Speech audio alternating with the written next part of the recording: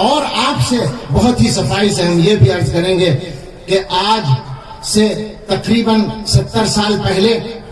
ہمارے قائد مجاہد ملت حضرت مولانا حفظ الرحمان سہاروی رحمۃ اللہ علیہ نے پارلیمنٹ میں کہا تھا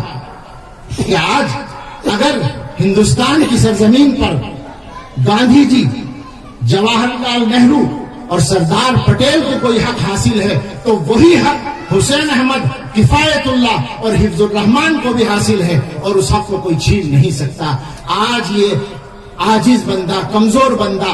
دارالعلوم دیوبند کے طاقتور اسٹیج سے صفائی کے ساتھ یہ بات کہنا چاہتا ہے کہ آج اس ہندوستان میں اگر ہمارے وزیر اعظم نریندر مودی کو، ہمارے وزیر داخلہ امت شاہ کو اور ہمارے RSS کے چیف موہن بھاگوت جی کو کوئی حق حاصل ہے تو وہی حق مولانا ارشد مدنی کو، محمود مدنی کو، مولانا ابوالقاسم نعمانی کو، عبدالخالق مدراسی کو، مولانا ناصر حسنی کو، وحید رحمانی کو، یہاں تک کہ اس بندے عبد ظریف سلمان گجروری کو بھی حاصل ہے، اور ہندوستان میں کشمیر سے لے کر کنیا کماری تک ہر گاؤں کے رہنے والے ہر عبداللہ اور عبد الرحمان کو حاصل ہے، اور ان کو اس حق کو کوئی چھین نہیں سکتا۔ اللہ اس ملک کی حفاظت کرے۔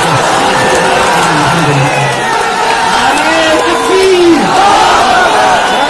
تکبیر!